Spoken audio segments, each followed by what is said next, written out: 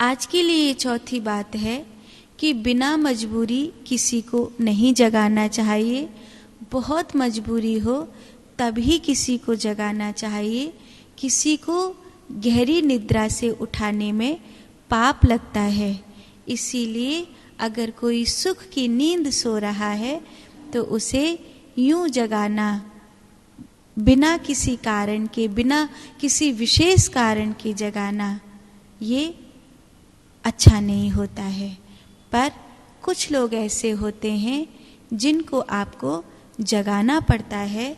जैसे कि एक विद्यार्थी है, उसको आपको जगाना ही पड़ेगा, वरना वो अपनी विद्या अध्ययन के लिए अपने स्कूल आदि पर समय से कैसे जाएगा। एक सेवादार है, उसको आपको जगाना पड़ता है क्योंकि उसके रोज के कर्म सेवा के हैं और उसकी आवश्यकता है, उसे जगाना चाहिए। एक पथिक है, उसको यात्रा करनी है, उसकी ट्रेन निकल जाएगी, उसकी बस छूट जाएगी, उसकी यात्रा में विलंब हो जाएगा, तो भले वो कितनी गहरी नींद सो रहा हो, पर अगर ट्रेन आ गई है और लगता है कि अब इसे बिना जगाए पार नहीं पड़ेगी, तो चाहे वो कितनी गहरी नींद हो, उसे जगा देना चाहिए, इसमें पाप नहीं लगता है। दूसरा, जो भूख से पीड़ित हो उसे जगा देना चाहिए, क्योंकि वो बिना खाए सो रहा है, उसे कुछ न कुछ खिलाना ज़रूरी है। बिना खाए सोए रखना ये अन्याय है। इसलिए जो भूख से पीड़ित है और वो अगर सो रहा है तो उसे भोजन कराने के लिए जगा देना चाहिए। एक और है, और वो है भयभीत व्यक्ति। कोई स्वप्न में भयभीत हो रहा है, किसी प्रकार से भय के कारण गहरी निद्रा में पीड़ा पा रहा है, तो उसे जगा देना चाहिए ताकि उसका वो दुस्वप्न जो उसे भय दे रहा था वो टूट जाए। ये भी पुण्य का कार्य है।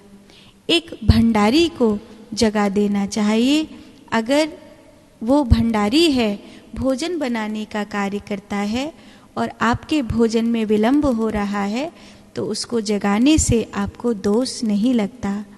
एक और है, और वो है द्वारपाल।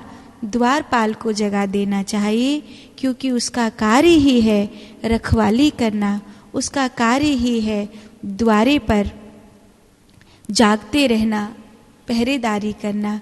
अगर आप उसको नहीं जगाएंगे और उसके होते हुए कहीं चोरी पड़ जाएगी तो ये अन्याय होगा। तो वो जो द्वारपाल है उसको जगा देना चाहिए। तो ऐसे किसी को जगाना पाप होता है। किसी को भी नींद में से नहीं जगाना चाहिए, लेकिन मजबूरी में ये कुछ लोग हैं, विद्यार्थी, सेवादार, पथिक, भूख से पीड़ित, भयभीत व्यक्ति, भंडारी, द्वारपाल आदि, इन लोगों को जगाने से दोष नहीं लगता।